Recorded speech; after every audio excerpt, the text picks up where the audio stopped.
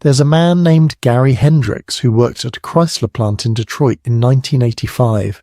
He made $47,000 a year. He owned a 3-bedroom house. He had 2 kids in public school. His wife worked part-time at a dentist's office, not because they needed the money, but because she liked the work. He took the family to Florida every other summer. He had a pension. He wasn't rich. He knew he wasn't rich. But he also knew, with a kind of quiet confidence that's hard to describe now, that he was going to be okay. Gary retired in 2003. His son, Kevin, works in logistics software. Kevin makes $94,000 a year. He rents a 2-bedroom apartment in a suburb outside Columbus. His wife works full-time in healthcare administration. Between them, they make $162,000. They have 1 child in preschool, $1,400 a month. They have $68,000 in student loan debt between them. They have about $11,000 in a 401k. Kevin's company doesn't offer a pension. Kevin has never taken a vacation that lasted more than 5 days because he doesn't have the paid leave. Kevin is 37 years old and he is not sure he's going to be okay. That's not a story about 2 different people with different habits. It's a story about 2 different economic eras wearing the same American costume. The numbers say Kevin is richer than his father was. Adjusted for inflation, his household income is more than double. The GDP of the United States in 2024 is $28 trillion. In 1985, it was in today's dollars about $10 trillion. The Dow Jones Industrial Average in 1985 was 1,547. Today, it's pushing 39,000. By every macro-level measurement, the country Kevin lives in is dramatically wealthier than the country Gary lived in. And yet something is wrong. Something that surveys capture consistently and that nobody in power seems able to explain satisfactorily. A 2023 Harris poll found that 69% of Americans said the economy was getting worse, at the same time that unemployment was near a 50-year low. A 2022 Bankrate survey found that 57% of Americans couldn't cover an unexpected $1,000 expense from savings. A 2021 Federal Reserve report found that 36% of adults said they would struggle to pay for a $400 emergency. These are not people in poverty as the official numbers define it. These are people in the middle, people in what we still reflexively call the middle class, even though that phrase has been hollowed out to the point where it means almost nothing anymore. The feeling that Kevin has that persistent, slightly nauseating sense that no matter how hard he works, the ground keeps shifting. That feeling has a name. It has a mechanism. It has a history. It didn't arrive by accident. It was built piece by piece through decisions made in boardrooms and legislative chambers and Federal Reserve conference rooms over the last 50 years. This documentary is going to trace that construction. Not because understanding it will fix it. It probably won't. Not for Kevin, not for most of the people watching this. But there's something important that happens when you understand that the anxiety you feel isn't personal failure. When you understand that the game was restructured in ways you weren't told about. When you can point to a specific Supreme Court decision in 1978, or a specific methodological change to an inflation index in 1983, or a specific accounting rule change in 1982 that made stock buybacks legal, and say that is part of why I feel this way. The alternative, which is what the financial industry and a large portion of the media and most politicians will tell you, is that the problem is you. You don't save enough. You spend too much on coffee. You chose the wrong major. You didn't invest in index funds at 22. You're not disciplined. You're not resourceful. You're not thinking long term. Some of that is true for some people some of the time. Personal decisions matter. They always do. But they don't operate in a vacuum. They operate inside a system. And the system has changed in ways that make Kevin's situation structurally different from Gary's, in ways that have nothing to do with their individual choices. We're going to cover 12 chapters, the history of wages, the hidden math of inflation, the neuroscience of feeling poor, the housing market as a wealth transfer mechanism, the debt economy, the stock market and who it actually serves, healthcare costs, education costs, the compound mathematics of inherited wealth, the psychology of the happiness trap, and finally, the policy architecture that produced all of it. There's no magic ending to this. Nobody's going to hand Kevin a check at the end, but he deserves to understand what happened. So do you. Let's start in 1947. Chapter 1. What rich actually felt like and when that changed. In the 5 years after World War II ended, something happened in the United States economy that had never happened before in human history and has not happened since, at least not at the same scale. Working class people got rich, not rich like yacht rich. Rich like bought a house, sent kids to college, took vacations, retired with dignity. That kind of rich. Mass, widespread, democratized prosperity. The numbers are almost unbelievable from this distance. Between 1947 and 1973, 26 years median family income in America roughly doubled in real inflation-adjusted terms. That's not a statistical artifact. That's a doubling of actual purchasing power. Families who had grown up in genuine scarcity, families who survived the Depression on less than nothing, suddenly found themselves buying cars and homes and washing machines. This wasn't happening to the top 10%. It was happening to the bottom half too. The income distribution was compressing. The gap between the richest and the poorest Americans narrowed consistently, year after year, for nearly 3 decades. A steel worker in Pittsburgh in 1965 making $35,000 a year in today's money, and there were a lot of them could reasonably expect to buy a home because median home prices were about 3 times the median income, and mortgages were designed to be paid off in 30 years on a single income. He could expect to send his kids to a state university for what we would call $2,000 to $3,000 a year in today's money. He could expect his employer to provide health care. He could expect a defined benefit pension at the end of his career, a fixed monthly check guaranteed for life, not subject to the performance of the stock market. He could expect, with reasonable confidence, that his children would do better than him. Not because the country was idealistic about this, but because the data said so, year after year. That period is called the Golden Age of American capitalism by economists who study it. And the question of why it ended and whether it could have continued is one of the most consequential debates in economic history. There's a specific date that a lot of economists point to. August 15th, 1971. That Sunday evening, President Nixon went on television and announced what he called the temporary suspension of the dollar's convertibility to gold. The Bretton Woods system, the international monetary architecture built after World War II that had pegged the dollar to gold at $35 an ounce and pegged every other major currency to the dollar was over. Just like that. No international agreement, no congressional vote. Nixon did it by executive order. The immediate effects were complicated and argued over endlessly by economists, but one of the downstream effects felt over the following decade was a period of monetary instability unlike anything the post-war economy had experienced. Inflation started climbing. The Arab oil embargo in 1973 made it worse. By 1975, the US was experiencing stagflation, a combination of high inflation and high unemployment that the dominant economic models said was impossible. You were supposed to get one or the other, not both. The 1973 to 1975 recession was brutal by post-war standards. Unemployment hit 9%. Real wages started falling for working-class Americans for the first time in a generation. And something else happened around this same time, something subtler and more permanent.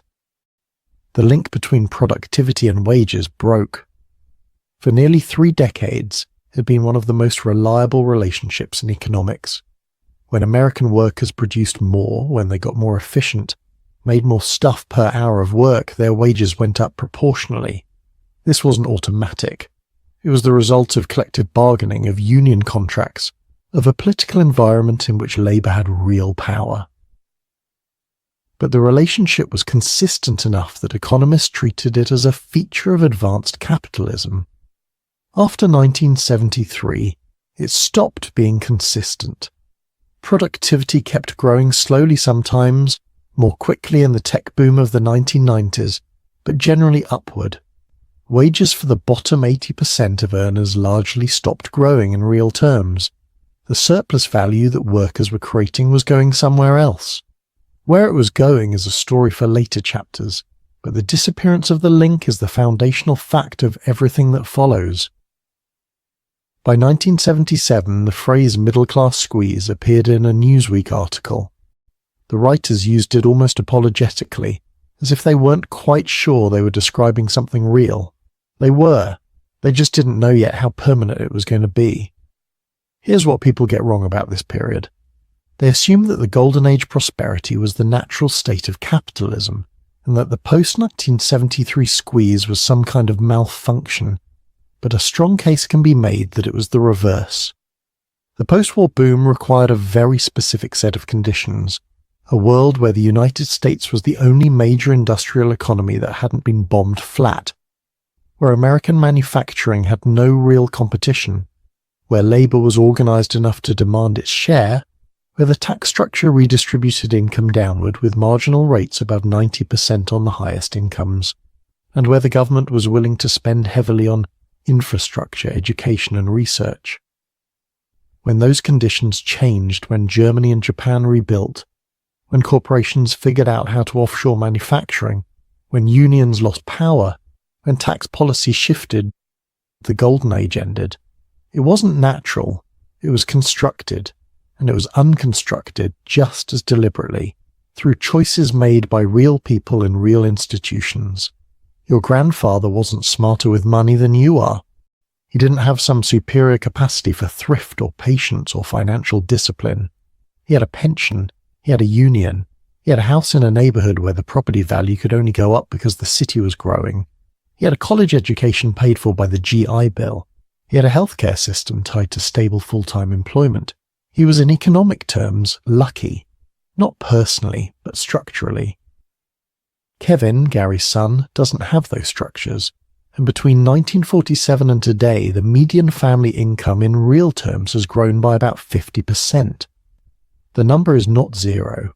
Things haven't gone backward in absolute terms, but in that same period, GDP per capita more than tripled. Productivity grew by over 250%. What that means is that the economy got a lot richer, and a large portion of the people in that economy did not. Between 1947 and 1973, median income doubled. Between 1973 and 2023, roughly 22% growth in real terms. Same 50-year span, 5 times less growth. That's where the anxiety starts. Chapter 2. The inflation lie nobody told you about. Every month, the Bureau of Labour Statistics publishes a number called the Consumer Price Index. It's the most cited measure of inflation in the world. Politicians reference it. Central bankers set policy based on it. Your Social Security cost of living adjustments are calculated from it. Your employer might cite it in your performance review when they tell you your 2.5% raise is actually quite reasonable. Thank you very much. The CPI is not wrong exactly. It's measuring something real, but it's measuring something real in a way that systematically understates what inflation feels like for most American families. And that gap between what the CPI says inflation is and what inflation actually costs you is one of the most consequential measurement disputes in modern economic life. Here's how the CPI actually works. The BLS sends surveys to thousands of households asking them what they buy. It builds what's called a market basket, a representative collection of goods and services. Then it tracks how the prices of those goods and services change over time. Straightforward enough in concept. The problems are in the details. The first major problem is called substitution bias. Built into the CPI methodology is an assumption. When the price of one good rises significantly, consumers switch to cheaper alternatives. When beef gets expensive, you buy chicken. When chicken gets expensive, you buy lentils. The CPY accounts for this by adjusting the basket to reflect what people actually buy, not what they originally intended to buy. This sounds reasonable until you think about what it means.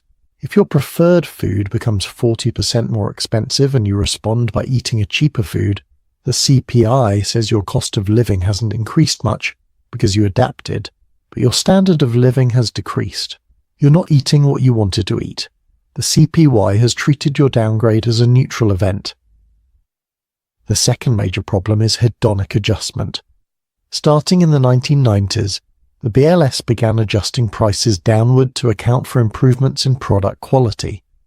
If a laptop that costs $1,000 today is faster and has more storage than a laptop that cost $1,000 in 2010, the BLS doesn't say laptops cost the same. It says they've gotten cheaper because you're getting more for your money. Again, sounds reasonable.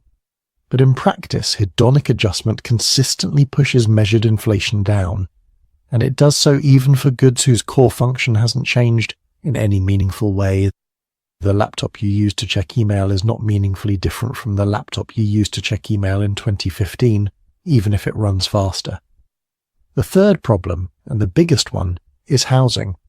Before 1983, the CPY measured housing cost the old-fashioned way, by tracking what houses actually cost. In 1983, the BLS switched to a measure called owner's equivalent rent, a survey-based estimate of what homeowners think they could rent their homes for. Not what rent actually costs, what homeowners hypothetically estimate. This change was made for legitimate technical reasons. The old method double-counted housing as both a consumption good and an investment. Owner's equivalent rent was meant to isolate the consumption value of housing. The problem is that OER consistently lags actual housing market conditions by 12 to 18 months. During periods of rapid home price appreciation, like 2020 to 2023, OER significantly underestimates what housing is actually costing people. Now add it all up. The goods that have gotten cheaper in real terms, electronics, clothing, some manufactured goods get weighted into the CPI. The goods that have gotten dramatically more expensive, housing, healthcare, childcare, higher education, are either underweighted, excluded, or measured in ways that compress their apparent cost increases. Here's the number that matters. The official CPI says prices approximately doubled between 2000 and 2023. About 90% cumulative inflation. That sounds significant, and it is. But if you build a separate basket tracking the four most important expenditures for working and middle-class families: housing, healthcare, childcare, and higher education, that basket increased by over 200% in the same period. More than double the official rate. A family that spends most of their income on those four categories, and most families with children do, experienced inflation at more than twice the official rate. Their wages may have kept up with the CP1. They did not keep up with their actual cost of living. Then there's a phenomenon that doesn't even appear in inflation statistics at all: shrinkflation. In 2019, a bag of Doritos contained 9.75 ounces. By 2023, Frito-Lay had reduced the same bag to 9.25 ounces. The price stayed the same or increased slightly. The amount of product shrank. A bag of Charmin toilet paper went from 630 sheets to 540 sheets between 2006 and 2020 while the price increased. A Breyers ice cream half-gallon is 48 fluid ounces, used to be 64. Shrinkflation doesn't show up in the CP1 because the CPI tracks price per unit, and if the unit changes, the methodology struggles to capture it cleanly. It's a form of hidden inflation, a real reduction in purchasing power that never gets counted. There's an alternative inflation estimate called the shadow stats, published by an economist named John Williams. He calculates CP1 using pre-1980 methodologies and argues the real inflation rate is often 6 to 8% annually. Most mainstream economists consider this too high and point to real methodological flaws in Williams' calculations. So the truth is probably not the BLS number and not the shadow stats number. The truth is somewhere that depends on who you are. If you're a renter in Austin, Texas between 2020 and 2022, when average rents increased by 40% in 24 months, the official inflation rate of 7% to 8% bore no resemblance to your actual experience. If you're a retiree in rural Ohio without a mortgage, buying generic groceries and rarely traveling, the official CPI might actually overstate your inflation. Inflation is not one number. It's a personal experience that varies enormously by income level, geography, life stage, and spending pattern.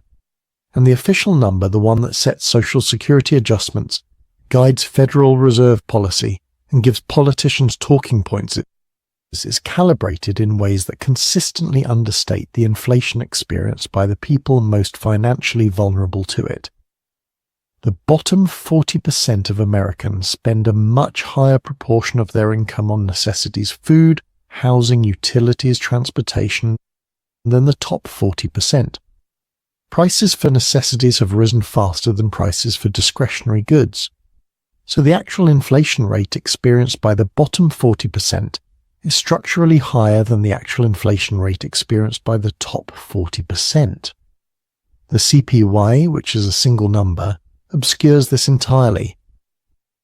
When Kevin's manager tells him that his 3% raise is slightly above inflation, Kevin has been given a number that may be technically accurate and is nonetheless practically misleading.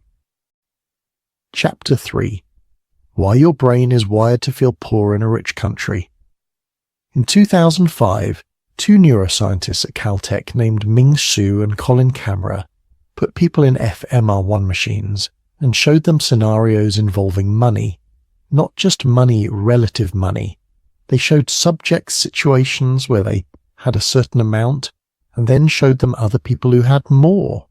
The brain region that lit up most consistently was not the prefrontal cortex, the seat of rational decision-making.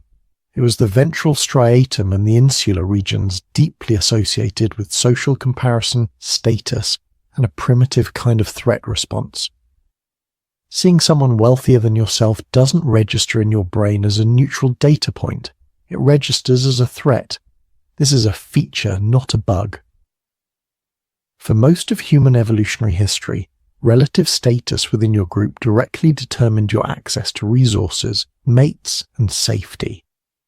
Being lower in the hierarchy meant worse outcomes across virtually every domain. So the brain evolved to track relative position obsessively, not just your absolute situation, but where you sit compared to everyone around you. The problem is that this evolutionary hardware is running in an economic environment it was never designed for. In 1950, an American family knew what their neighbors had. They knew what their colleagues at work had, approximately. They knew what people in their town had. Their reference group, the people they consciously or unconsciously compared themselves to, was bounded by physical proximity. Maybe a few hundred people, at most. Television started expanding that reference group in the 1950s and 1960s. Suddenly, working-class families were watching shows about middle-class families who had nicer furniture and more space. Researchers noticed that as television penetration increased in different parts of the country, consumption patterns changed. People started spending more on visible goods, cars, appliances, clothing, in ways that tracked with TV exposure rather than income increases. Then the internet happened, and then social media. Instagram, launched in 2010, didn't just expand people's reference groups, it curated them toward the top. The algorithm rewards content that performs well, and content featuring wealth and luxury consistently performs well, because of exactly the same threat detection circuitry we were just discussing. People don't just compare themselves to their neighbors now. They compare themselves to influencers, to aspirational lifestyles, to highlight reels edited by people whose entire job is to make their life look better than yours. This is not accidental. The business model of every social media platform is engagement, and nothing generates engagement like comparison-induced anxiety. You feel insufficient. You click. You scroll. You feel more insufficient. You click more. Somewhere in this loop, you see an advertisement for something that will supposedly address the insufficiency. That's the product. Your inadequacy is the product. The economist Robert Frank at Cornell University has done the most rigorous work on what he calls expenditure cascades. The mechanism goes like this. When income at the top of the distribution increases, the people just below the top feel relative pressure to maintain their status, and they increase their spending. This ripples down the income ladder. The wealthy buy bigger houses. The upper middle class, competing for status against the wealthy, also buy bigger houses. The middle class, competing against the upper middle class, stretches for bigger houses too. Each step down the ladder, people are spending more than they would otherwise to avoid the social cost of visible downward status. Frank published papers on this starting in the 1990s, and the data is fairly convincing. The savings rate in American counties is strongly inversely correlated with income inequality in those counties. The more unequal the county, the less middle-income families save. They're not being irrational. They're responding to real social pressures that have real economic consequences. Better schools in richer neighborhoods, job networks tied to perceived success, the social cost of appearing to fall behind. The economist Richard Easterlin identified the fundamental paradox in 1974. Within a country at a given point in time, richer people report being happier than poorer people. That part makes intuitive sense. But when you track the same country over time, rising average incomes don't produce rising average happiness. Japan in 1990 was vastly richer than Japan in 1960. Its self-reported happiness levels were almost identical. The United States GDP per capita is roughly 3 times what it was in 1972. Average life satisfaction has barely moved. Why? Because what matters to the brain isn't the absolute level, it's the relative position. If everyone gets richer together, no one feels richer.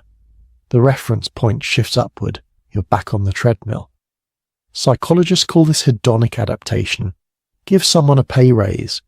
They feel great for about 3 months. Then the new income level becomes the baseline. The things they can now afford become the new normal. The things slightly above their new normal become the new objects of desire. This isn't weakness or ingratitude. It's how the human hedonic system maintains itself.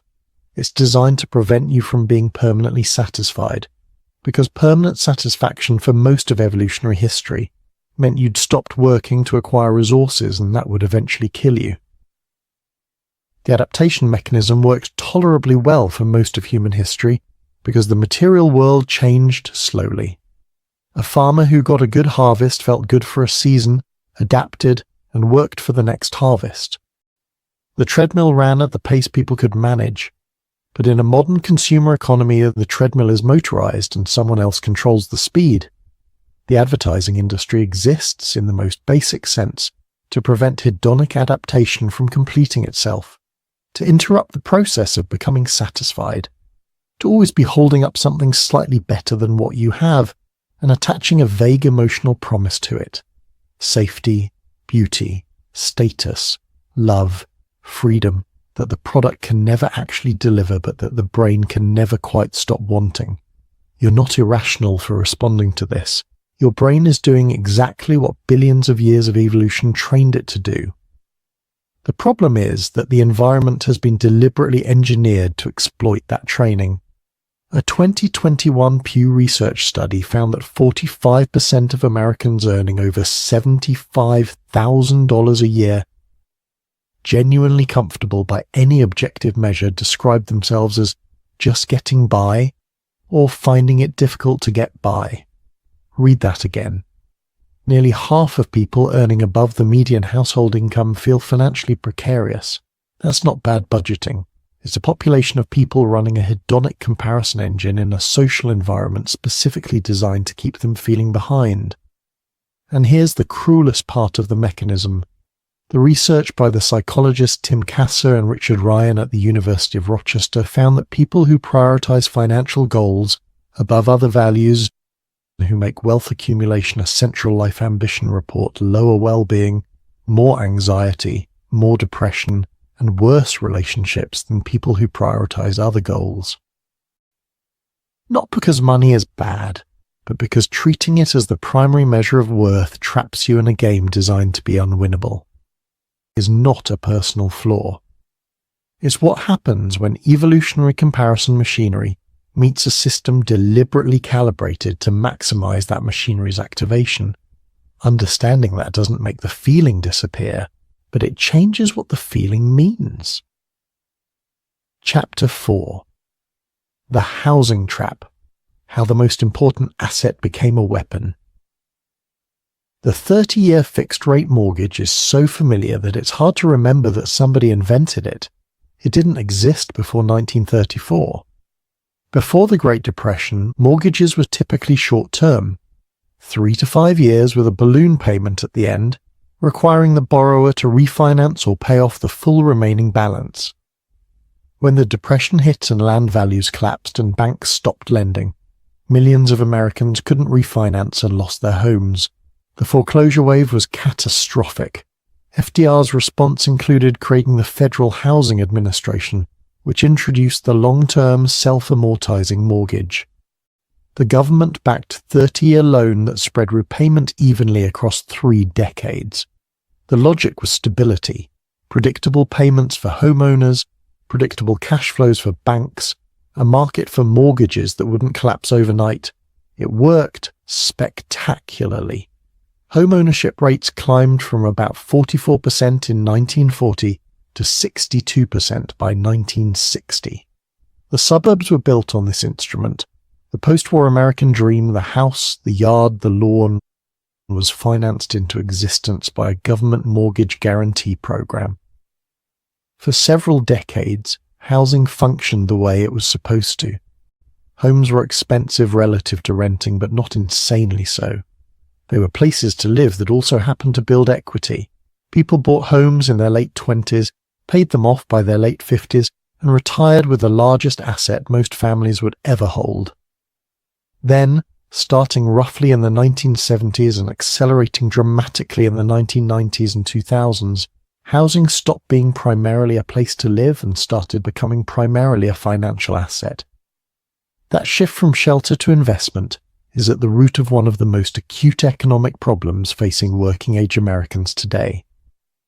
The mechanism behind the housing crisis is not mysterious, though it's often discussed as if it is. It's supply and demand operating inside a regulatory environment that has been systematically tilted to restrict supply.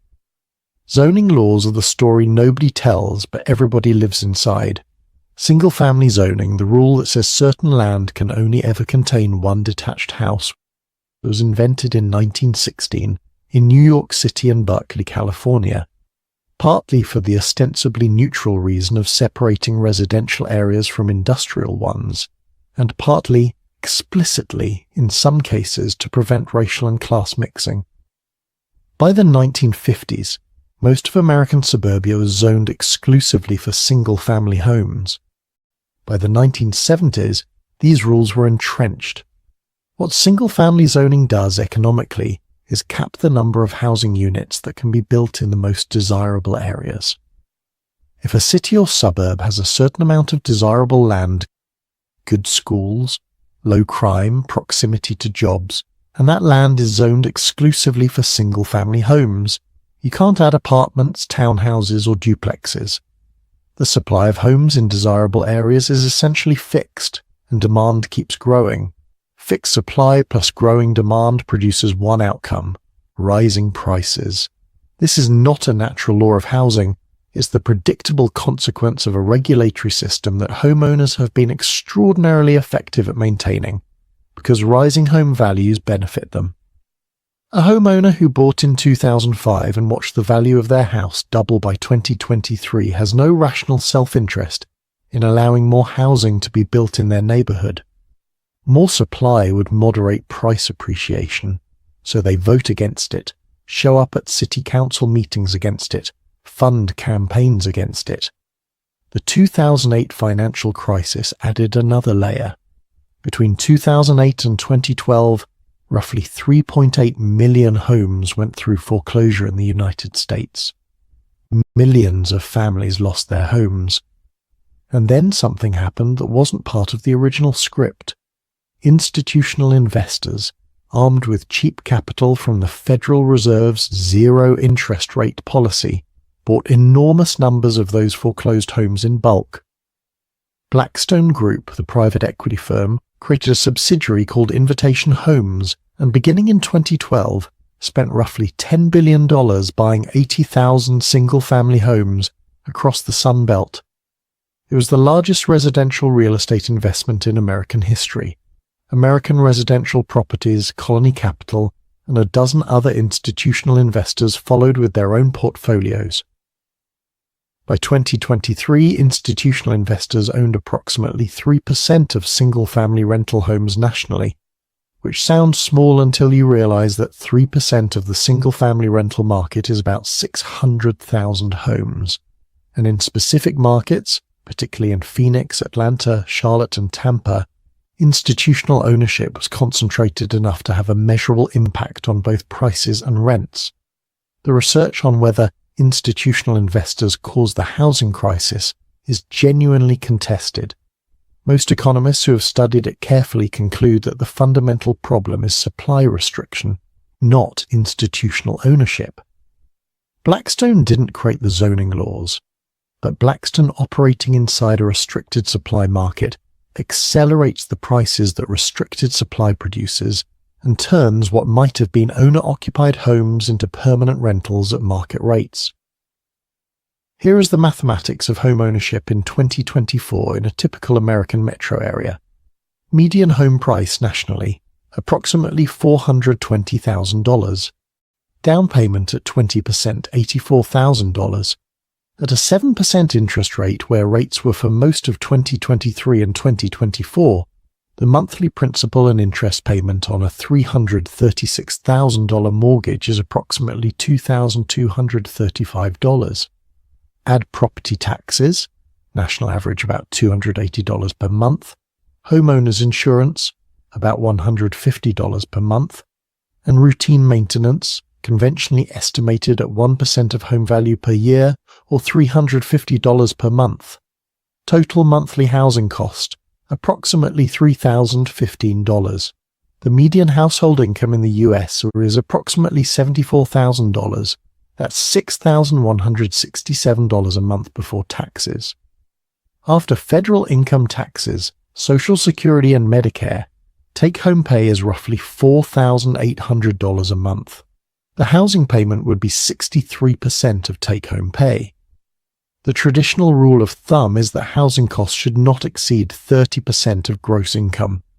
To afford a median home at current prices and rates using that standard, a household would need an income of about $120,000.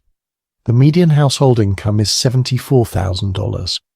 The gap between those two numbers is where Kevin lives, and unlike his father's situation, where the gap closed over time as wages grew and mortgage rates eventually fell, there's no automatic mechanism currently in place that closes this gap.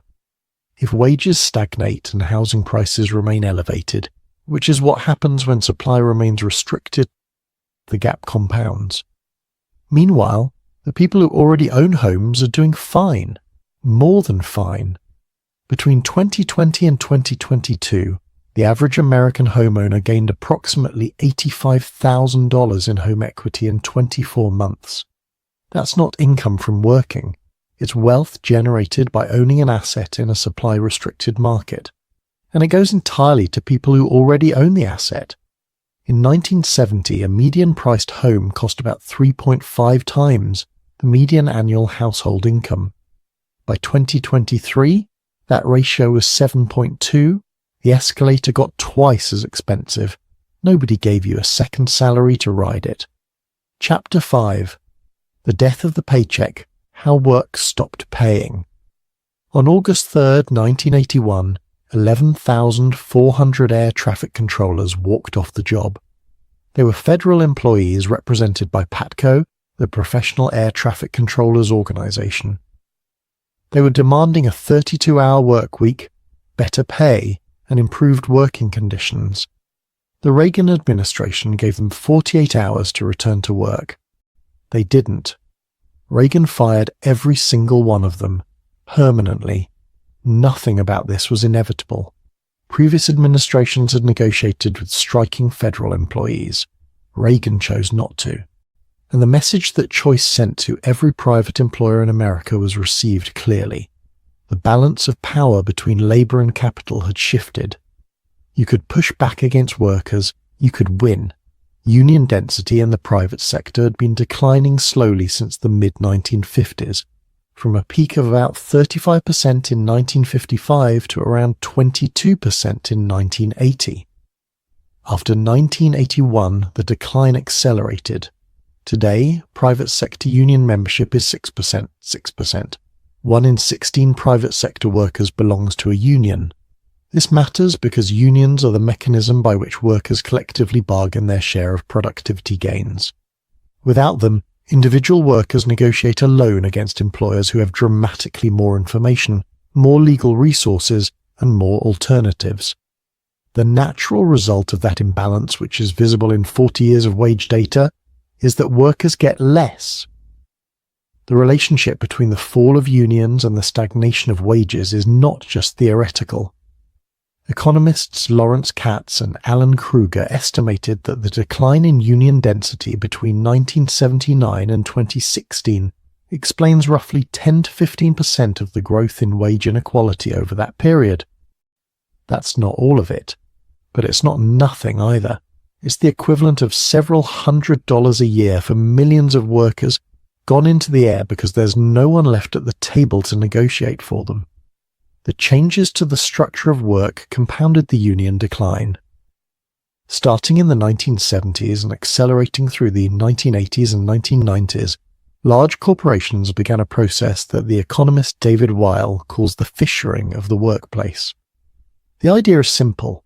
If your company directly employs janitors, security guards, cafeteria workers, and IT support staff, those workers are entitled to the same HR processes and benefits and potential union protections as your core employees. But if you outsource those functions to contractors, the workers technically work for a different company. You're not their employer, you don't pay their healthcare or their 401k match, you don't cover their workers' compensation.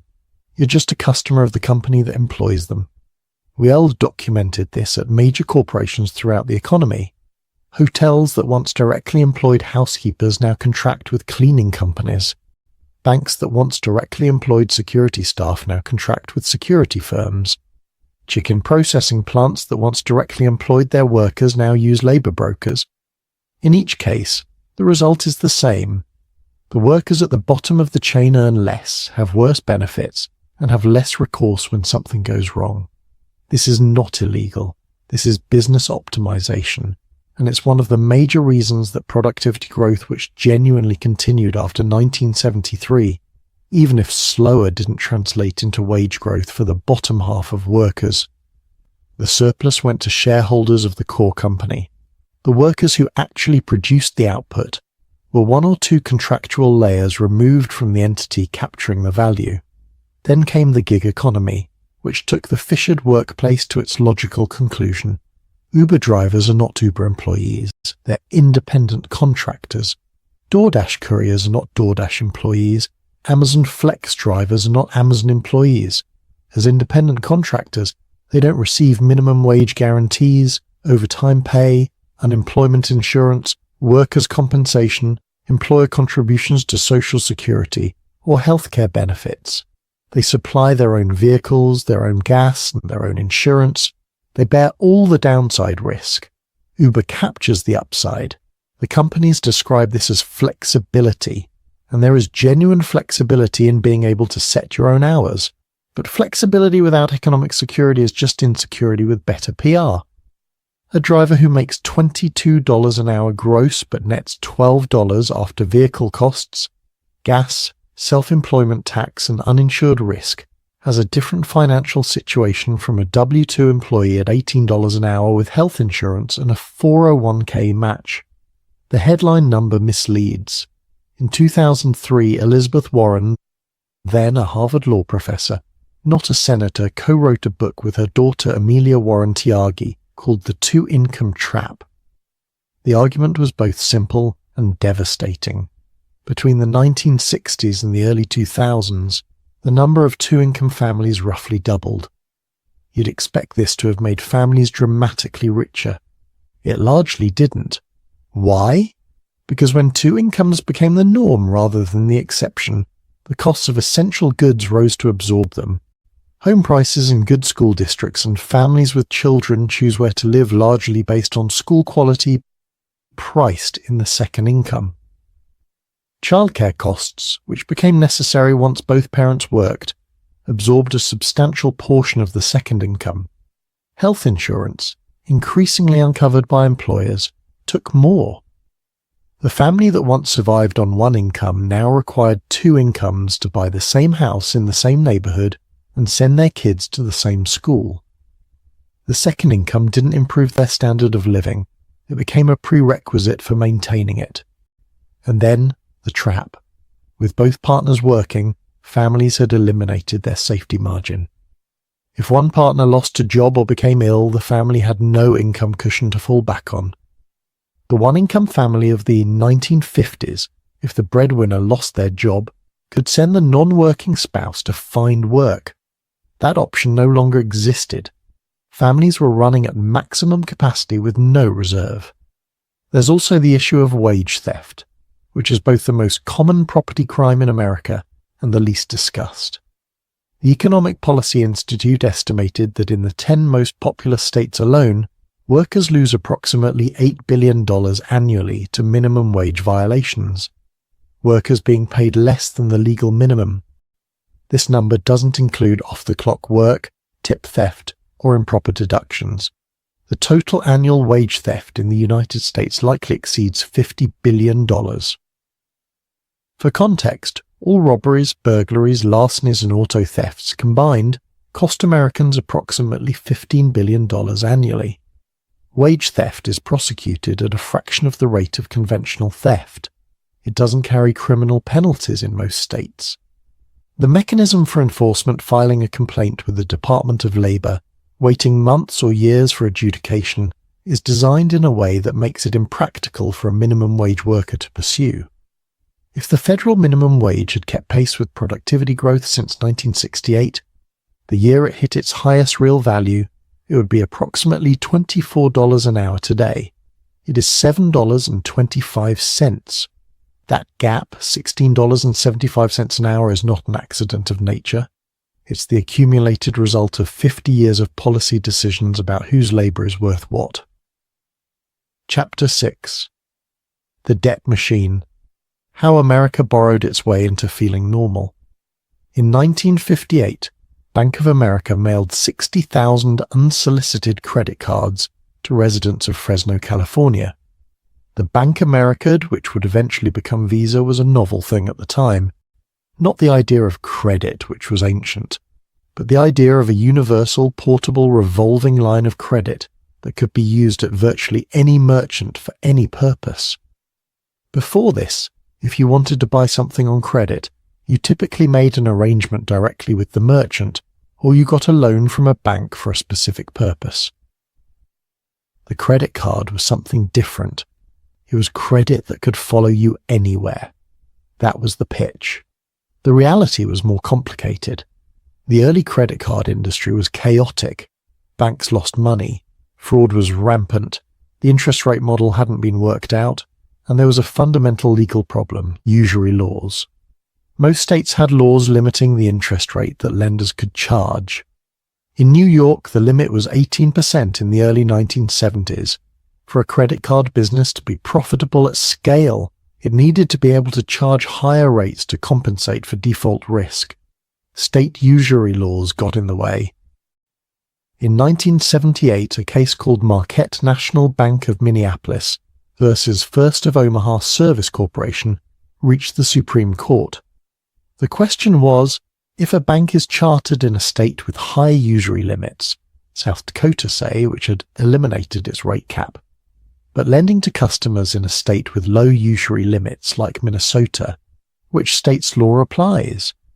The Supreme Court said, the state where the bank is chartered. The effect was immediate and enormous. Delaware and South Dakota eliminated their usury caps within months. Every major credit card issuer relocated its credit card operations to one of those two states. Usury laws, which had existed for centuries to prevent predatory lending, were effectively federally preempted. interest rates on credit cards climbed. By the mid-1980s, average credit card rates were 18 to 21%. Today they average over 20%, the highest they have ever been, even as the risk of the underlying loans has become easier to assess with credit scoring. The cost of capital has varied widely, and the technology to process transactions has become essentially free. Credit card interest is not an insurance charge, it's a revenue stream, one that disproportionately flows from people who can least afford to pay it. Now here's the political economy argument that a growing number of economists have made about the post-1970s period: credit replaced wages. As real wages stagnated for the bottom 80% of earners in the 1970s and 1980s, families needed to maintain their consumption levels somehow. They had become accustomed to annual improvements in living standards. The political system needed to deliver the appearance of improvement without actually delivering the wage growth that would fund it. The solution, not consciously designed as such, but functionally serving this purpose, was expanded consumer credit. Home equity loans, auto loans with ever longer terms, credit cards, store credit, eventually student loans and medical debt. The American consumer's debt load climbed from about 60% of disposable income in 1980 to over 130% in 2007, just before the financial crisis. People weren't being irrational. They were living in a system where their real incomes weren't growing, but their real costs were, and the only mechanism available to bridge that gap was borrowing. The financial system was delighted to provide that bridge, at interest rates that guaranteed it would be paid for handsomely. Student loan debt is the most dramatic example of this dynamic in recent decades. In 1999, total outstanding student loan debt in the United States was approximately $100 billion. By early 2024, it was $1.77 trillion. That is a 17-fold increase in 25 years. What happened? State governments systematically defunded public universities starting in the 1980s, a process we'll cover in detail in the education chapter. Universities faced with funding cuts raised tuition. Students told that a college degree was the ticket to middle-class life and that the cost was an investment in yourself, borrowed to pay the rising tuition. The federal government, which guaranteed these loans, had every incentive to expand them. It was the guarantee that kept the whole system running. The universities, whose costs were covered regardless of outcome for the student, had every incentive to raise tuition again. The loop continues, tuition goes up, more debt, more graduates who are financially constrained in ways that previous generations weren't. The automobile debt market tells a similar story with a shorter timeline. In 2024, the average monthly car payment for a new vehicle was approximately $738. The average loan term was 72 months, 6 years.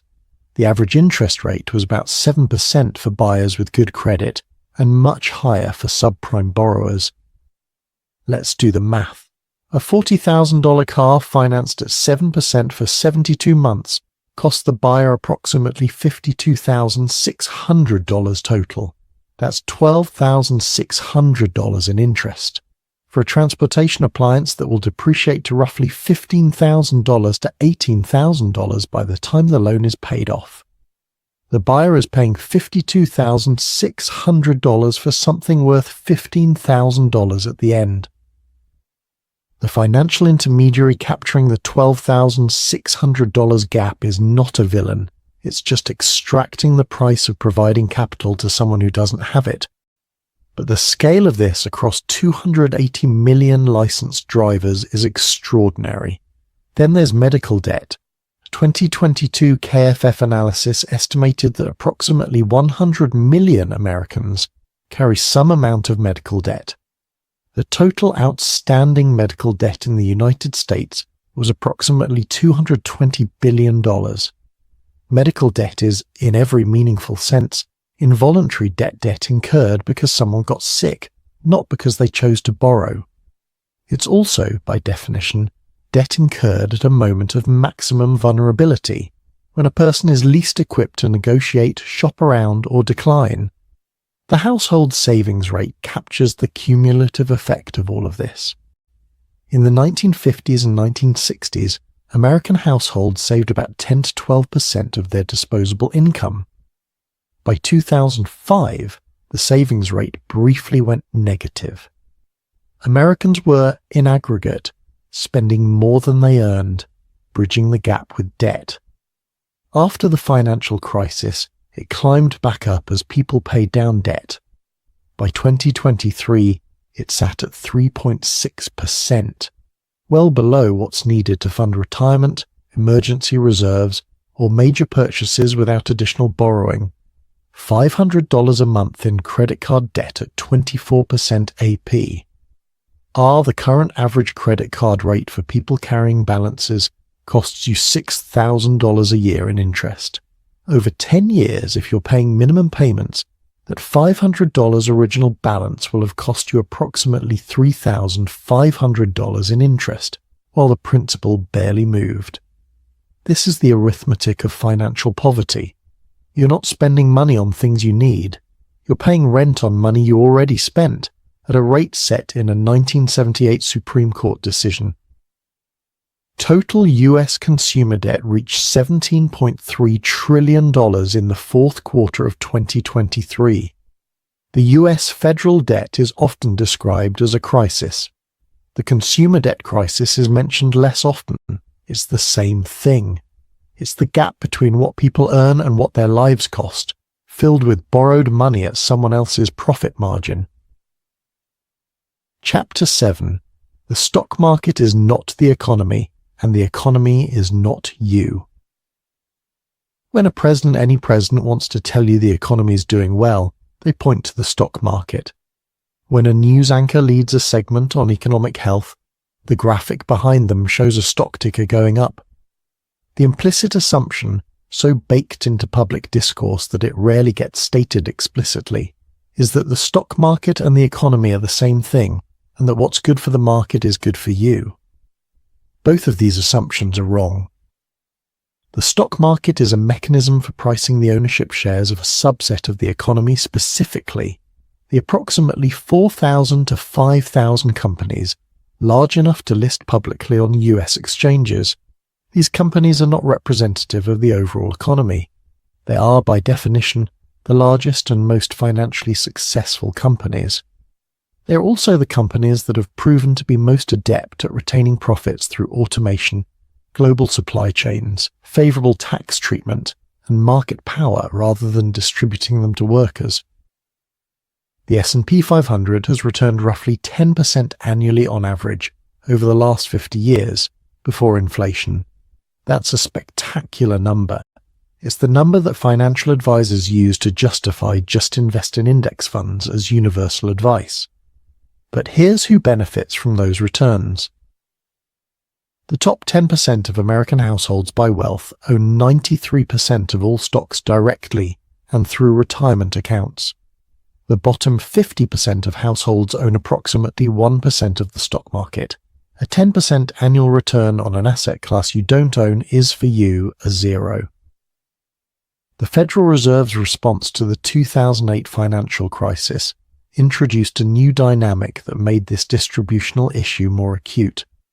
The Fed cut interest rates to near zero and then, starting in 2008, implemented quantitative easing, a program in which the Fed created money and used it to buy financial assets, primarily US Treasury bonds and mortgage-backed securities. The logic: by buying bonds, the Fed would push bond prices up and yields down, forcing investors to seek returns elsewhere in stocks, in corporate bonds, in real estate. Asset prices would rise. Owners of assets would feel wealthier. They would spend more. The economy would recover. This is called the portfolio balance channel in economic literature. It works through the wealth effect, the theory that people spend more when they feel wealthier. The Fed was essentially engineering a stock market rally as an economic stimulus tool. The problem is transparent in retrospect. The wealth effect is not equally distributed. If you own stocks, a rising market does make you feel and arguably be wealthier. If you don't own stocks, the Fed's asset purchasing program raises the price of the assets of stocks, bonds, real estate that you're trying to buy, while delivering no direct benefit to your balance sheet. QE was not designed to make wealthy people richer. That was a side effect. The stated intent was macroeconomic stabilization. But whether intended or not, the decade of near-zero interest rates and massive asset purchases between 2008 and 2022 produced the greatest increase in paper wealth in American history, almost entirely concentrated at the top of the wealth distribution. The COVID crash of March 2020 illustrated the disconnect with jarring clarity. On March 23, 2020, the S&P 500 hit its COVID low, down 34% from its February peak. On that same day, the Federal Reserve announced it would purchase unlimited quantities of Treasury bonds and mortgage-backed securities, and for the first time in history, corporate bonds as well. The market turned around almost immediately.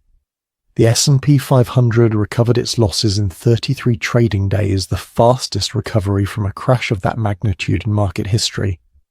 Meanwhile, during those same 33 trading days, approximately 40 million Americans had filed for unemployment. Supply chains were still disrupted.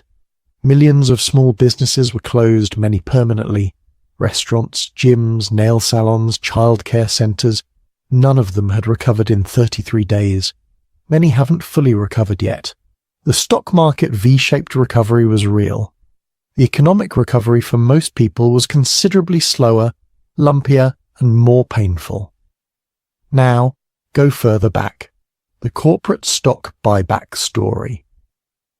Before 1982, stock buybacks, when a corporation uses its cash to purchase its own shares on the open market, were illegal under SEC rules. They were considered a form of market manipulation. A company buying its own stock was viewed as using insider information about its own prospects to artificially inflate share prices. In 1982, the SEC under the Reagan administration issued Rule 10, B-18, which created a safe harbor for stock buybacks. They were no longer illegal, provided they met certain conditions. What followed was predictable. Between 1982 and 2018, S&P 500 companies spent approximately $6 trillion on stock buybacks.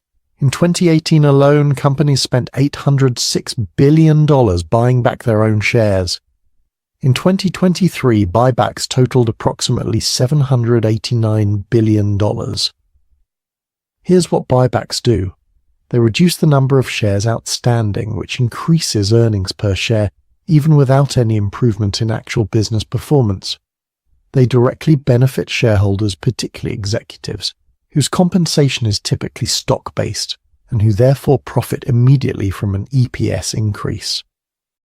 What buybacks don't do is hire workers, raise wages, build factories, or fund research and development. They don't grow the economy. They redistribute the output of the economy upward to people who already own shares. This is not a controversial observation. William Lazonick, an economist at the University of Massachusetts Lowell, has been making this argument rigorously since the 1990s. The shift, he argues, is from a retain and reinvest model of corporate finance, retain profits and invest them in productive capacity, and workers to a downsize and distribute model, downsize the workforce and distribute the savings to shareholders. The 401k is the mechanism that was supposed to give ordinary Americans access to the stock market's returns. The traditional defined benefit pension your employer guarantees you a fixed monthly check in retirement based on your salary and years of service began to be displaced in the 1980s by the 401k, a defined contribution plan in which the employee contributes their own money. The employer may or may not match some of it, and the outcome depends entirely on the performance of the investments chosen. The 401k was not designed to replace pensions. It was a supplemental savings vehicle, created somewhat by accident through a 1978 provision of the tax code. But starting in the early 1980s, companies realized that switching from defined benefit pensions to 401ks transferred enormous risk from the employer to the employee and dramatically reduced the employer's long-term labor costs. The transition happened rapidly. In 1980, 83% of private sector workers with retirement plans had defined benefit pensions. By 2021, that number was 33%. What the 401k did in practice was democratize access to investment markets while transferring the risk of retirement outcomes to individual workers who have no particular expertise in portfolio management, who are subject to behavioral biases that systematically produce worse investment decisions than professionals, and who bear the full consequences of market timing. They can't control, like retiring in 2009 at the bottom of the financial crisis instead of 2007.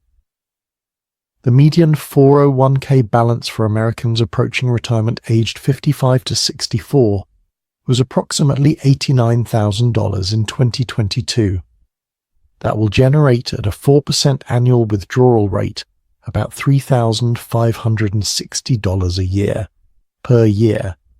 Combined with Social Security, which averaged $1,827 a month in 2023, you get to about $25,500 a year for a person who worked their entire life and did what they were supposed to do with their 401k.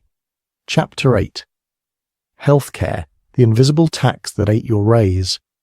In 2022, the United States spent $4.5 trillion on healthcare. That works out to $13,493 per person, every man, woman, and child in the country. The average across comparable wealthy nations, Germany, France, Canada, Japan, the UK, Australia, was about $6,300 per person. The US spent more than twice as much. For that extra spending, Americans get outcomes that are, by most measures, worse. Life expectancy in the US is 77.5 years, lower than every other high-income country. The US has the highest rate of preventable deaths among wealthy nations. Its maternal mortality rate is roughly triple the average of other OECD countries. Its infant mortality rate is the highest in the developed world.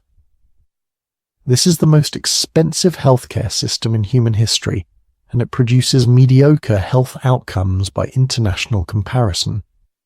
The question of how this happened is one of the more fascinating stories in American economic history. It starts in 1943 in the middle of World War II. The federal government had imposed wage controls to prevent inflation during the war. Companies couldn't compete for workers by raising salaries, so they started competing with benefits. The IRS, in a 1943 ruling, decided that employer-provided health insurance was not taxable income to the employee. Companies could deduct it as a business expense. Employees received it tax-free.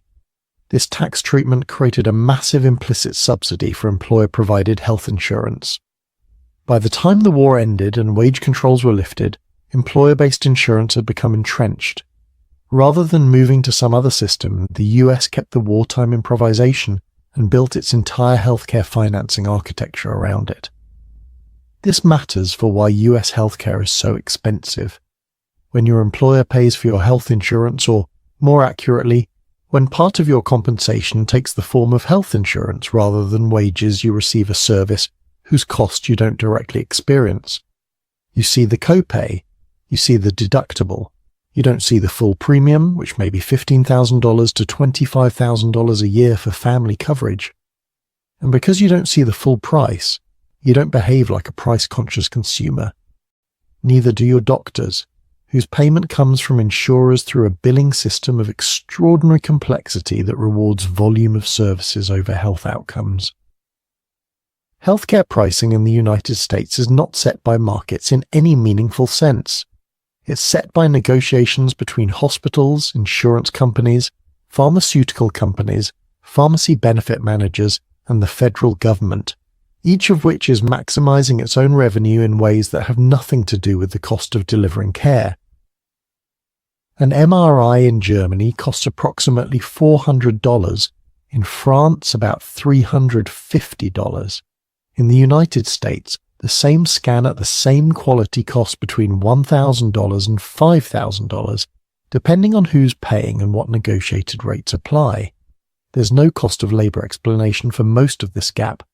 German radiologists are not paid at a fraction of American rates. The machines aren't cheaper in Germany. The difference is pricing power, billing complexity, and a lack of reference pricing or government negotiation. Pharmaceutical pricing follows the same logic, made more visible. Humira, a drug for rheumatoid arthritis made by AbbVie, costs approximately $84,000 per year in the United States. In Germany, it costs about $13,700. Same drug, same manufacturer. The difference? Germany negotiates drug prices nationally. The US, under current law, explicitly prohibits Medicare from negotiating drug prices, a provision written into the 2003 Medicare Modernization Act at the pharmaceutical industry's insistence. The Inflation Reduction Act of 2022 began changing this, giving Medicare limited negotiating authority for a small list of drugs. But the fundamental asymmetry persists. Insulin is the most painful example. Regular human insulin, a molecule discovered in 1921, whose original patent was sold to the University of Toronto for $1, costs about $300 per vial in the United States. The same vial in Canada is approximately $30. In the UK, it's free under the NHS. American diabetics have died because they rationed insulin they couldn't afford. This is not a supply problem. It's a pricing problem, and the pricing problem is a policy problem. Now, what does all of this cost the average American family? In 2022, the average employer-sponsored family health insurance plan cost $22,463 per year in total premiums. Employers paid about 72% of this on average, $16,253. Employees paid the remaining $6,210, but the employer contribution comes from what would otherwise be wages. It's compensation that you receive as healthcare instead of cash.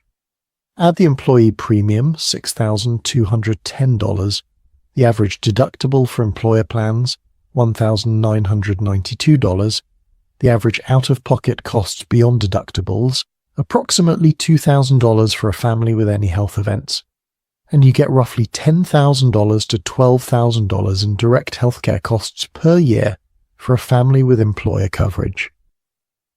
And that's if you have employer coverage, which requires having a full-time job with benefits at a company that offers them. About 9% of Americans are uninsured. Many more are underinsured. They technically have coverage, but it has such high deductibles that they can't actually afford to use it. Medical bankruptcy is a phenomenon that is essentially unique to the United States among wealthy nations. A 2019 study published in the American Journal of Public Health estimated that about 66.5% of all bankruptcies in the US have a medical cause, either medical bills or time off work due to illness. That's approximately 500,000 families per year filing for bankruptcy because someone got sick. In Germany, medical bankruptcy doesn't happen. In Canada, it doesn't happen. In Japan, it doesn't happen. In Australia, it doesn't happen. Happens in the United States because healthcare costs can exceed what insurance covers and can therefore exceed what families can pay, and there is no backstop that prevents the healthcare system from destroying a family financially for the crime of needing care. The average American family's total healthcare costs insurance premiums plus out-of-pocket expenses were approximately $9,000 in 2022. In 1970, adjusted for inflation, those costs were about $1,400. Healthcare costs have increased by more than 6 times in real terms over 50 years. Wages have not increased by 6 times. The difference, the gap between what healthcare now costs and what it used to cost, is effectively a tax on working, on being employed, on having a family, a tax that goes entirely to the healthcare industry's profit margins and administrative overhead. Chapter 9. The Education Escalator, Paying More to Stay in Place. In 1960, the state of California published something called the Master Plan for Higher Education. It was written primarily by a man named Clark Kerr, who was then president of the University of California system, and it laid out a vision that was, for its time, breathtaking in its ambition. Every Californian who wanted higher education could get it. The University of California's most selective campuses, Berkeley, UCLA, would take the top 12.5% of high school graduates. The Cal State system would take the top 33%. The community colleges would admit everyone else. Tuition would be essentially free at all levels. The word essentially is doing some work there. There were fees. But the idea that higher education was a public good, like roads and fire departments, that should be funded primarily by the state rather than by students, was not fringe. It was the founding principle of American public higher education. The University of Michigan charged $1,000 a year in 1975. In inflation-adjusted terms, that's about $5,700 in 2024 dollars. In-state tuition for the 2024 to 25 academic year is $15,948.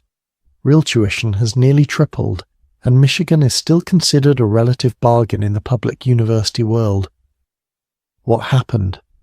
Starting in the 1980s, state legislatures across the country began reducing their per-student appropriations to public universities. The cuts were often justified as fiscal necessity during recessions, but the pattern persisted even in good economic times. Between 1990 and 2012, per-student state funding for public universities fell by about 26% nationally in inflation-adjusted terms. By 2020, many states were providing less than 10% of total university budgets. Some were providing less than 5%. Universities faced with this defunding had essentially one option: raise tuition, which they did, and students told that a college degree was economically necessary and that they could borrow to finance it, took on debt to pay the rising tuition. But the cost of tuition at public universities isn't entirely explained by the reduction in state funding. Some of it is explained by something that hasn't gotten nearly enough attention: administrative expansion. Between 1976 and 2018, the number of faculty at American universities and colleges grew by 92%. The number of administrators grew by 369%. The ratio of administrators to faculty flipped. Colleges hired layers of deans, associate deans, assistant deans, diversity coordinators, student success coaches, assessment specialists, Title IX coordinators, marketing departments, enrollment management divisions, and compliance officers. Some of these roles are genuinely necessary. Many of them are the result of regulatory requirements, accreditation demands, and institutional competition. But all of them cost money, and that money comes from tuition. The economist Richard Vedder at Ohio University has been tracking this for decades and estimates that administrative overhead now accounts for more than 40% of university spending at many institutions. That's not instruction. That's the cost of running the institution around the instruction. Meanwhile, the thing that the degree is supposed to buy access to a middle-class job has become more expensive to acquire while the value has declined. This is credential inflation. In 1970, approximately 30% of professional and managerial jobs required a college degree. By 2013, according to research by the Harvard Business School, that figure had risen to over 65%. But the jobs themselves hadn't changed. A project manager who needed a bachelor's degree in 2013 was doing essentially the same work as a project manager who needed a high school diploma in 1970. The credential requirement went up. The actual skill requirement didn't.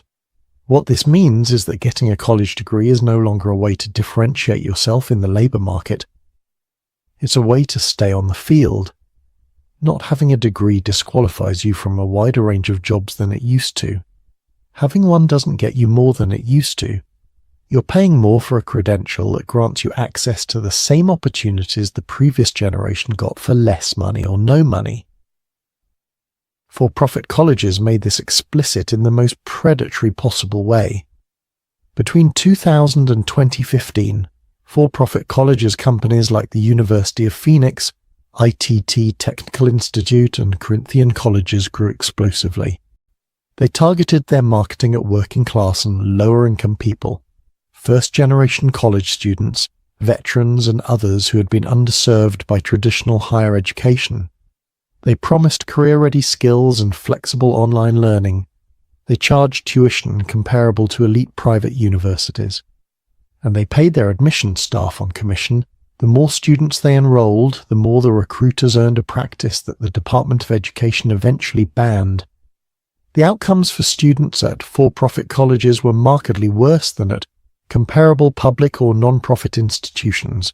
Graduation rates were lower, employment outcomes were worse, debt burdens were higher, and because many of the programs were accredited in ways that didn't translate to employer recognition, graduates often found their credentials worthless in the labor market. Between 2010 and 2015, taxpayers, through the federal student loan program, transferred approximately $32 billion to for-profit college owners and investors via students who borrowed federally guaranteed loans to attend these institutions. When the schools collapsed, and many did, the students were left with debt and no degree. The investors kept the money. Let's be precise about what student loan debt actually does to the financial lives of the people who carry it. A 2019 study by the Federal Reserve found that student loan debt delays home ownership by an average of 7 years. It delays marriage, it delays having children, it delays retirement savings contributions. Each of these delays compounds. 7 years of mortgage payments that didn't happen is 7 years of equity that wasn't built. 7 years of compound growth in retirement accounts that didn't occur. The debt isn't just a burden in the moment. It distorts the entire financial arc of a person's adult life. The average graduate with a bachelor's degree carries approximately $37,000 in student loan debt at graduation.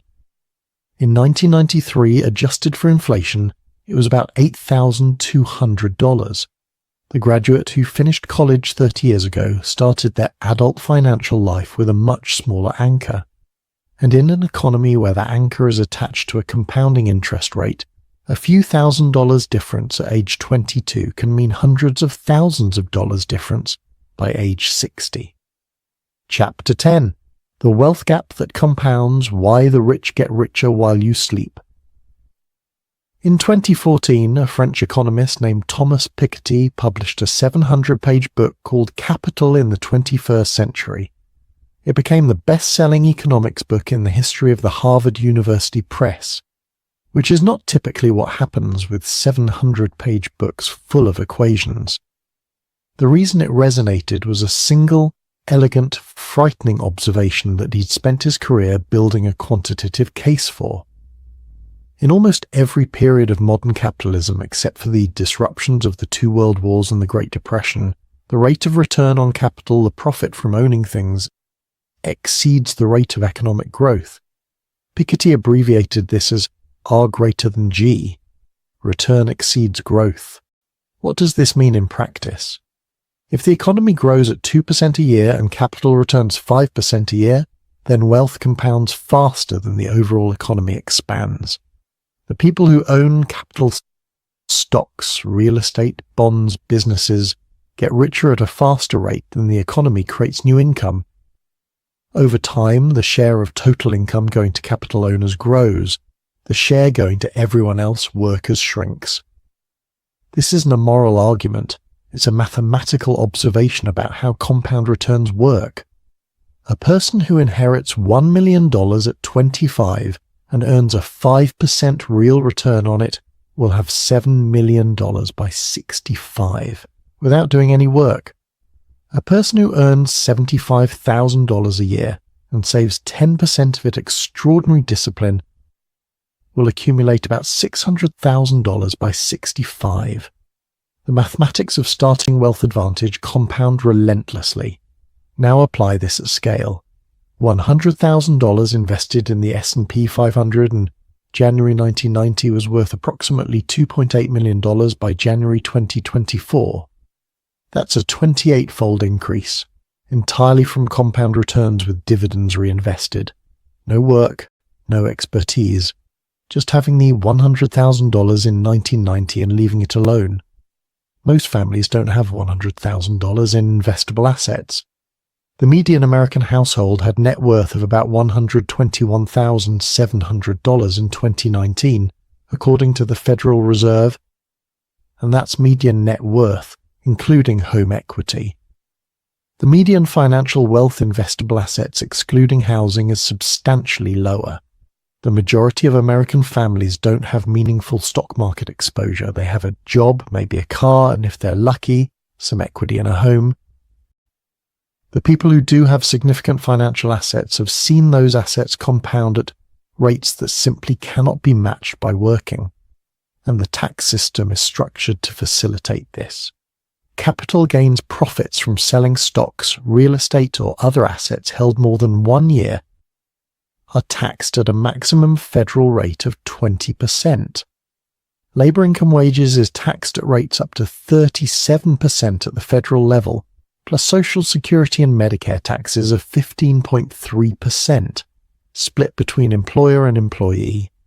A person who earns $500,000 a year from dividends and capital gains pays a lower tax rate than a person who earns $500,000 a year from salary. This is not an accident. It was designed this way on the theory that taxing capital more lightly encourages investment.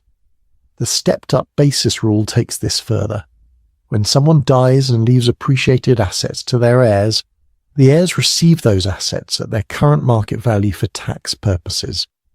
Any capital gains accrued during the deceased lifetime, potentially decades of stock market appreciation, are permanently exempt from capital gains tax. A person who bought Apple stock in 1990 at $1.50 per share and holds it until death passes it to their children at $190 per share, with zero capital gains tax due. The $188.50 per share in appreciation vanishes from the tax base. This single provision stepped-up basis cost the federal government an estimated $40 to $50 billion in revenue annually. It also means that inherited wealth is substantially more powerful than earned wealth. Not only does it compounds tax-free across generations. The buy, borrow, die strategy, which has been written about extensively in recent years, makes this explicit. A wealthy person owns an asset, say stock worth $100 million, purchased at $10 million. They don't sell it because selling creates a capital gains tax bill of about $18 million. Instead, they borrow against it at 1 to 2% interest. They live on the borrowed money, which is not taxable income. When they die, their heirs inherit the stock with stepped-up basis, pay off the loans from the estate, and the entire $90 million in gains disappears from the tax system. This is not tax fraud. It's legal. It's specifically, deliberately legal. The estate tax was supposed to limit intergenerational wealth concentration, and for most of American history, it was fairly effective. The top rate was 77% as recently as 1981. But the estate tax has been systematically weakened over the following decades. Today, the exemption amount is $13.6 million per individual, or $27.2 million for a married couple. Only about 0.1% of estates are large enough to pay any estate tax at all. And even those estates pay taxes only on the amount above the exemption at a 40% rate, with numerous strategies available to reduce the taxable amount further. The political economy of wealth concentration has its own self-reinforcing logic. Wealthy individuals and corporations can spend more on political campaigns, lobbying, and political infrastructure than non-wealthy individuals can. Research by political scientists Martin Gilens and Benjamin Page, published in 2014 in the journal Perspectives on Politics, analyzed 1,779 policy questions over 20 years and found that the preferences of economic elites had a statistically significant influence on policy outcomes, while the preferences of average citizens had essentially no independent influence after controlling for elite preferences. The system, in other words, responds to the people who have the most resources to influence it. Those people have an interest in policies that preserve and expand their wealth. So the policies tend to do that. The wealth grows, the political influence grows, the policies favor wealth more. The cycle continues. The top 1% of Americans own more wealth than the bottom 90% combined. In 1989, the top 1% owned about 30% of all wealth. Today it's over 38%. The direction of travel has been consistent and upward for 35 years. Chapter 11. The Happiness Trap. Why more money won't fix the feeling. In 2010, the psychologist Daniel Kahneman and the economist Angus Deaton, both of whom would eventually win Nobel Prizes, published a paper in the Proceedings of the National Academy of Sciences. The finding became one of the most repeated statistics in popular economics. $75,000 a year is the threshold above which more income no longer improves emotional well-being. At incomes below $75,000 in 2010 dollars, the data showed a clear positive relationship between income and day-to-day emotional experience, how people felt moment to moment. Above $75,000, the relationship flattened. More money didn't hurt, but it stopped consistently helping. People could evaluate their lives as going better. Their day-to-day mood, however, didn't improve. This finding launched 1,000 articles, TED Talks, and self-help frameworks. It had an elegant simplicity. Enough is enough. Beyond a certain point, you are on a hedonic treadmill. Then, in 2021, a researcher named Matthew Killingsworth at the University of Pennsylvania published a paper that directly contradicted Kahneman and Deaton. Using an experience sampling methodology, a smartphone app that pinged 33,000 employed American adults at random intervals throughout the day to ask how they felt right now. Killingsworth found no plateau. Emotional well-being continued to rise with income all the way up the income scale. More was better, even at high incomes. The contradiction between two well-conducted studies by credible researchers was a puzzle. It attracted significant attention. What followed was something genuinely unusual in academic economics. The two research teams collaborated. Kahneman and Killingsworth published a joint paper in 2023, analyzing the data together to understand why their results differed. The resolution was subtle and illuminating. On average, Killingsworth was right. Emotional well-being does continue to rise with income even above $75,000, but the relationship is not uniform. For most people, it's a steady positive slope. For a specific subset of the population, people who are particularly miserable, the relationship does plateau and even reverse at higher incomes. When you average this unhappy group in with everyone else, you get the flat line Kahneman and Deaton found. The implication, for people with baseline unhappiness that stems from sources other than financial stress, more money doesn't fix the underlying problem. It can even make certain psychological patterns worse. People who are unhappy regardless of income may experience additional pressure and dissatisfaction when more money fails to produce the relief they expected.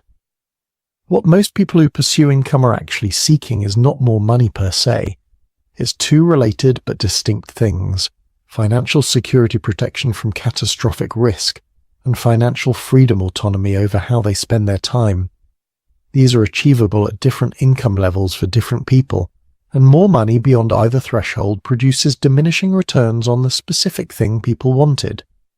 This matters because the advertising, media, and financial services industries have a strong interest in keeping people perpetually dissatisfied with their current financial situation.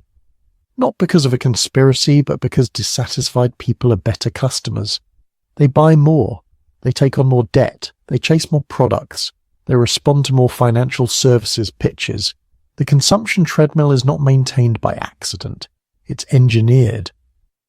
Advertising is, at its core, the manufacture of dissatisfaction. An advertisement for a new car doesn't just show you a car, it attaches to that car a set of emotional promises: freedom, status, attractiveness, competence that the car cannot deliver but that your brain responds to as if it might. You buy the car. The emotional promise is not fulfilled. You adapt. The new car becomes normal. A new advertisement shows you a better car. The cycle repeats, and at every turn the industry gets paid. The behavioral economist Tibor Szytowski wrote about this in 1976 in a book called The Joyless Economy. His central argument: American consumers had conflated comfort with pleasure. Comfort, the absence of unpleasant stimuli, is easy to achieve and produces rapid adaptation. You get used to it. Pleasure, genuine stimulation, novelty, challenge, connection requires more effort and doesn't adapt as quickly. By optimizing for comfort, the new car, the bigger house, the better appliance, consumers were pursuing something that would always disappoint, and the economic system was delighted to keep selling it to them. Lifestyle creep, the tendency for spending to rise automatically as income rises, is the behavioral mechanism that keeps this going. When you get a raise, you don't consciously decide to spend more, but you find yourself going to slightly more expensive restaurants. You upgrade your vacation. You buy the newer phone model instead of waiting. Within 6 to 18 months of a raise, for most people, the additional income is largely gone into expanded spending. The savings rate stays flat. The financial cushion doesn't build. The raise felt good for a while, then it became the new normal. The reference group shift is the social mechanism compounding this. When your income rises, you spend more time with and around people who earn what you now earn. These people have the cars, the vacations, the homes that your new income level is supposed to afford. Your reference group shifts upward. You're no longer comparing yourself to where you used to be. You're comparing yourself to your new peers. The goalpost moved. The feeling of almost there persists.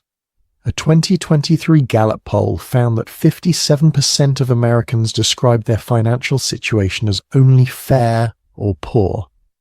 This included 32% of people earning between $75,000 and $100,000. These are not people in poverty by any statistical definition. They're people in the upper half of the income distribution, and more than a third of them feel they're not doing okay. What are the things that actually are strongly correlated with financial well-being, not with having more money, but with feeling okay about money? First, a financial buffer. Having roughly 3 to 6 months of expenses and accessible savings is the single most powerful predictor of financial stress reduction, independent of income level. People with buffers feel less financially anxious even at lower incomes than people without buffers at higher incomes. This is almost insultingly obvious, but it's consistently what the research shows. Second, spending that aligns with values. People who spend their money in ways that reflect what they actually care about, not what advertising has told them they should care about, report higher financial satisfaction at lower spending levels. The research by psychologists Thomas Gilovich and Elizabeth Dunn shows that spending on experiences produces more durable satisfaction than spending on things, because experiences are harder to compare and more integrated into identity. Third, the absence of comparison. People who actively reduce their exposure to social comparison, who don't know what their neighbors earn, who don't follow wealth showcasing social media accounts, who don't track their status relative to their peer group, report higher financial well-being at lower income levels than people who are constantly aware of where they rank. None of these are within reach if you're genuinely poor. Financial security requires some money. The point is that above a certain floor, the additional spending almost never produces the outcome people expect from it. And knowing that doesn't stop you from wanting the additional spending, but it might help you understand why getting it still doesn't feel like enough. Chapter 12. The system isn't broken, it's working exactly as designed. There is a framing that runs through every conversation about economic inequality in America. It goes like this: the system used to work and now it's broken and we need to fix it. This framing is convenient because it implies that someone is at fault for a malfunction, and that the malfunction is correctable if the right repairs are made. The framing is wrong, not because the system works, but because it's working as designed. The outcomes we've described across 11 chapters are not accidents. They're not malfunctions. They are the predictable results of specific, documented, deliberate policy choices made by real people in real institutions over the last 50 years. Let's be specific. The Powell Memo. In August 1971, the same month Nixon closed the gold window, a corporate lawyer named Lewis Powell, who would be appointed to the Supreme Court 2 months later, wrote a confidential memo to the U.S. Chamber of Commerce. The memo was titled Attack on American Free Enterprise System. Powell's argument was that American business was losing the political and cultural war. Consumer advocates, environmental activists, and labor organizers were gaining ground. Business needed to organize systematically to push back. The memo called for corporations to fund think tanks, to cultivate relationships with media, to take over university economics departments, to push cases through the courts, and to develop a long-term political infrastructure for advancing pro-business, anti-regulatory policy. It was essentially a strategic plan for the political transformation of America. The implementation was remarkable in its scale and consistency.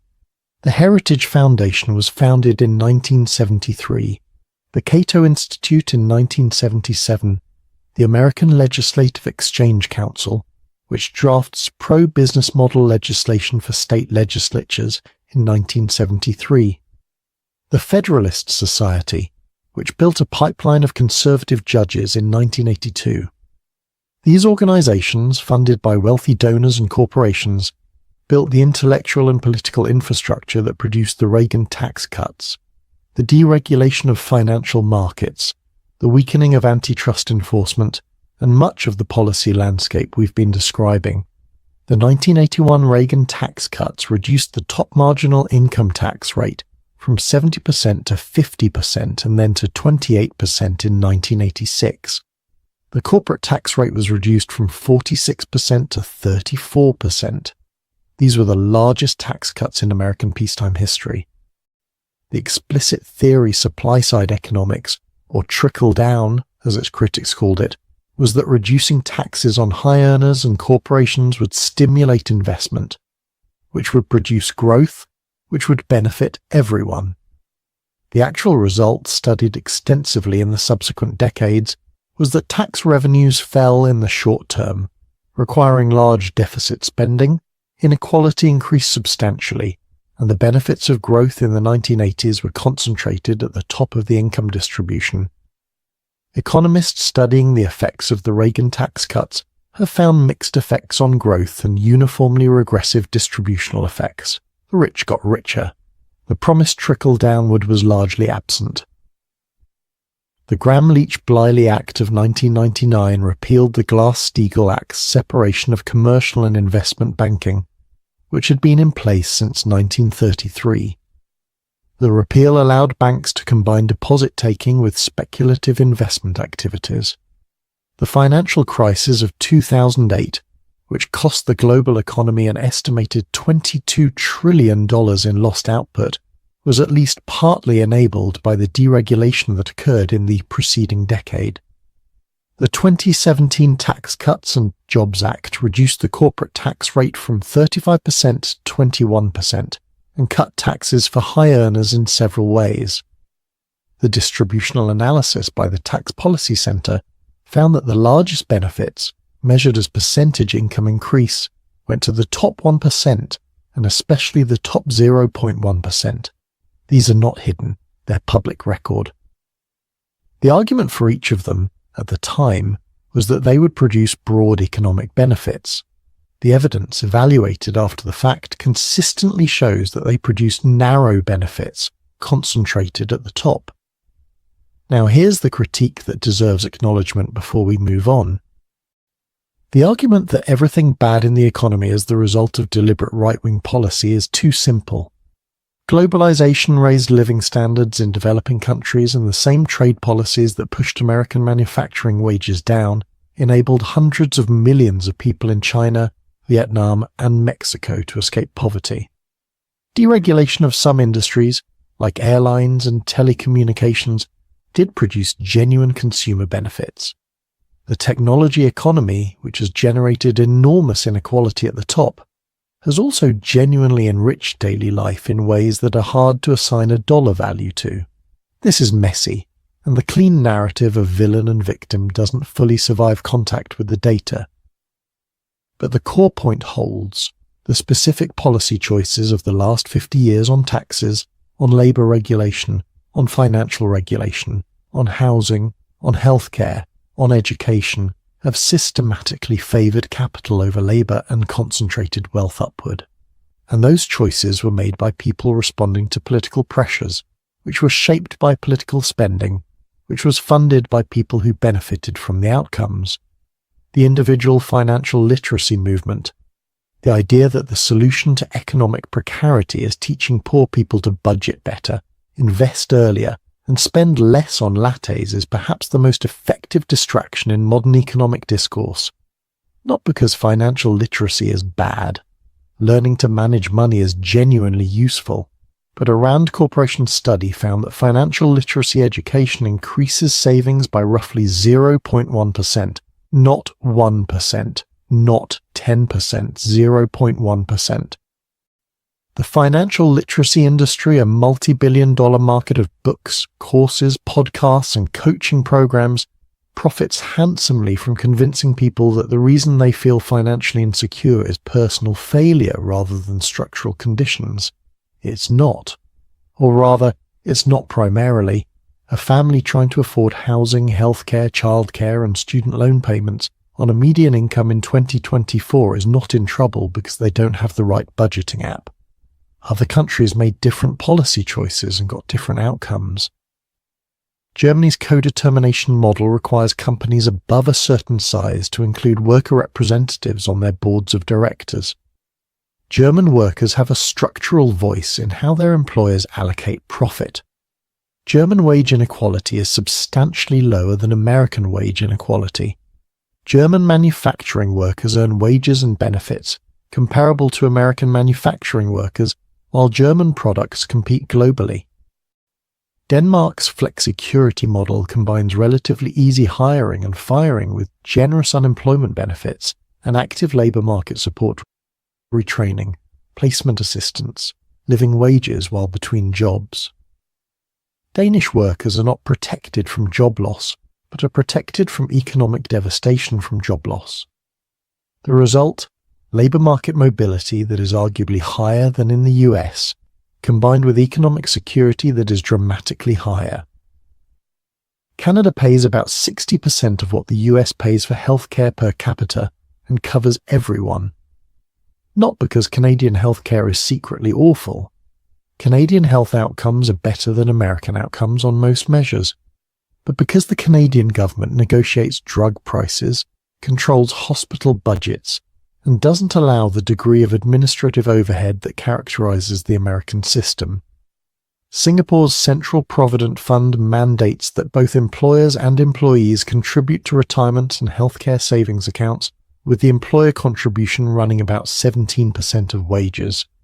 Singaporeans retire with meaningful savings because they've been required to build them throughout their working lives. The system is not voluntary, and retirement poverty in Singapore is dramatically lower than in the US. These systems are not perfect, and they are not always directly transferable. Germany's industrial relations culture is specific to Germany. Denmark's size and homogeneity enable policy experiments that are harder in a country of 330 million.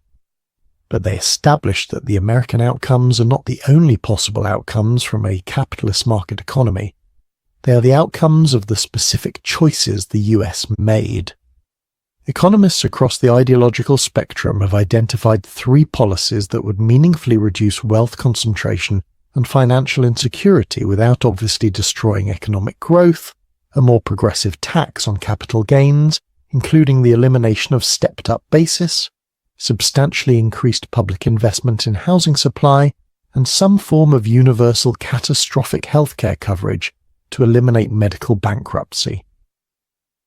None of these are implemented, for reasons that should be clear from everything we've discussed. The people who benefit most from the current arrangement have the most resources to prevent change. That is not paranoia. That's just Gillen's and Page's finding about policy responsiveness, the honest accounting of what you can do as an individual within this system. Build a cash buffer, even if it's small and slow. The research is consistent.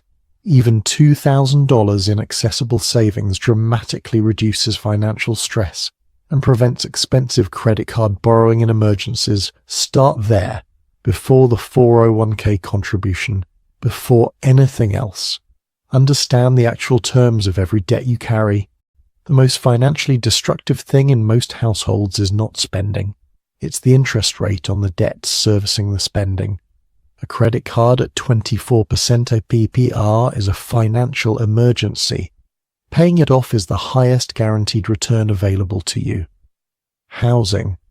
If you're in a market where owning is possible and you have the down payment, the long-term case for ownership over renting in supply-constrained markets remains strong, not because the home will make you rich, but because locking in a fixed payment prevents being subject to rent increases driven by the same market dynamics that make you feel poor. Do not mistake understanding the system for being able to opt out of it. You can't. You can navigate it better with clear information than with the misinformation the financial industry prefers to sell you. But the structural conditions that make Kevin's life harder than Gary's are not going to be solved by Kevin making better individual decisions. Conclusion. What you do with this. Remember Gary Hendricks, the Chrysler plant worker who made $47,000 in 1985 and felt with a kind of quiet certainty that things were going to be okay. He wasn't right because he was smarter. He wasn't right because he made better choices. He was right because the economy he lived inside was built through specific political choices, specific tax structures, specific labor laws, specific housing policies in a way that converted his work into something that provided genuine security. The conversion rate was favorable. For him, for people like him, the conversion rate changed, not because human nature changed, not because workers got lazier or less disciplined or more financially irresponsible. The conversion rate changed because people with power made decisions that changed it consistently over 50 years in their own favor. Kevin knows in some inarticulate but persistent way that the anxiety he carries is not fully his fault. He also knows, because the culture tells him constantly, that it must be at least partly his fault. The financial literacy industry, the self-help aisle, the you just need to budget better advice from people who have never tried to cover childcare on a $75,000 household income. Both things can be true. The system is structurally stacked in ways that make his life harder than his father's, and there are decisions he can make that either mitigate or compound those structural disadvantages. Holding both truths at once is harder than picking one, but it's more accurate. The feeling that you'll never feel rich, that you can see prosperity everywhere and can't quite touch it, that you're working as hard as you can and the ground keeps shifting is not irrational. It's not anxiety disorder. It's not a failure of gratitude. It's an accurate read of a specific set of economic conditions, processed through a brain that evolved to track relative status, in a social environment deliberately engineered to amplify that tracking for commercial purposes. Understanding that doesn't make it go away. The anxiety is structural, some of it has to stay. But there's something that changes when you understand the mechanism, when you can name what the owner's equivalent rent methodology does to CPI calculations, when you know what the 1978 Marquette National Bank decision did to interest rate caps, when you understand that the 401k was never designed to replace a pension, it was designed to eliminate your employer's obligation to fund one. When you know that the house that seems unaffordable isn't unaffordable because you saved wrong, but because single-family zoning has kept supply constrained in precisely the neighborhoods where demand grows. What changes is the shame. Not all of it, but some of it. The particular shame of feeling like you should be doing better by now in a booming economy with everything you have going for you. The boom is real, the feeling is real, the gap between them is not your imagination, and it is not primarily your fault. That's not the end of something, it's the beginning of asking the right questions.